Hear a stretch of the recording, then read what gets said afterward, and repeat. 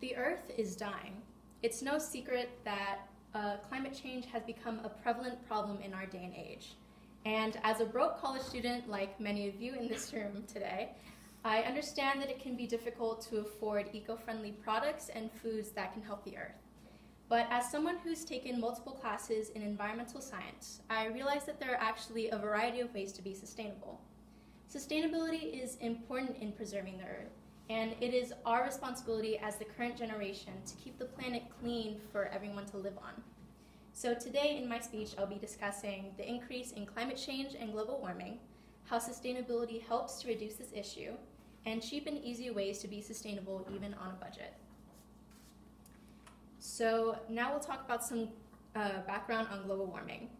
So global warming has increased temperatures around the world at an average of 1 degree Celsius, according to NASA. And this may not seem like a very big deal, but NASA elaborates that a 1 to 2 degree drop was enough to plummet the Earth into the Little Ice Age in the past. And a 5 degree drop was enough to bury most of Canada and North America under a mass sheet of ice 20,000 years ago. And many of those running our current government, including our current president, refuse to acknowledge this issue. And so the US remains one of the biggest contributors to accelerating global carbon emissions.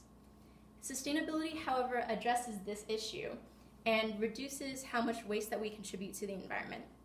The UN World Commission on Environment and Development defines sustainability as the practices that meet the needs of present users without compromising the ability of future generations to meet their own needs.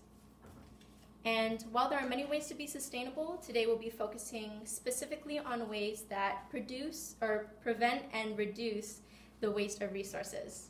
And these solutions can be categorized as either preventative or reductive. So first we'll talk about preventative measures, which avoid the wasteful depletion of resources altogether. So the first solution that I can talk about today is meal prep. So meal prep, when done correctly, saves you a lot of time when you're rushing in between your classes or your jobs. So essentially what you do is you buy enough ingredients to last you throughout the week, you cook it all at the beginning of the week, and then you portion it out so that you have a meal prepared for every single day of the week, and it's prepared all ahead of time. And this prevents packaging waste from single-use items or snack foods. It allows you to get healthy nutrients that allow you to last throughout the day longer, and it saves you a lot of time and money. And the second solution I'll talk about is thrifting, which is becoming pretty popular in this generation. So fast fashion stores such as Forever 21 and H&M, they encourage environmental damage by mass producing textiles such as cotton and polyester, which require a lot of energy and resources to produce, according to the Berkshire Encyclopedia of Sustainability. So going to secondhand thrift stores, such as Goodwill or local thrift stores in your area, they allow you to buy clothes at a fraction of the cost of resale clothes, and they completely eliminate the waste of textile resources. And so now we'll switch solutions that focus on reducing how much waste is produced rather than preventing it. And these are called reductive measures. So the third solution that I'm going to talk about today is composting, which a lot of people have heard of, but not that many know how to actually properly do it in their own households. So according to the Gale Encyclopedia of Science, composting is defined as the process of arranging organic waste so that they can be broken down and decomposed by microorganisms in soil. And these organic wastes can range from food scraps to yard trimmings, wood chips, or even your used greasy napkins or shredded cardboard boxes. So after your compost has been completely broken down in about a month or two, it can be picked up by curbside compost services, it can be donated to your local gardens, or it can be even used in your own plants to provide them nutrients.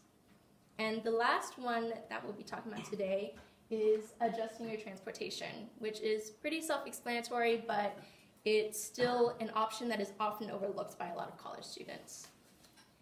And what I mean by adjusting transportation, I mean choosing eco-friendly modes of transportation, such as carpooling or walking, biking, or using the bus or BART, so that you're reducing the amount of greenhouse gases that you produce when you drive by yourself in a car. And it also frees up parking on our campuses.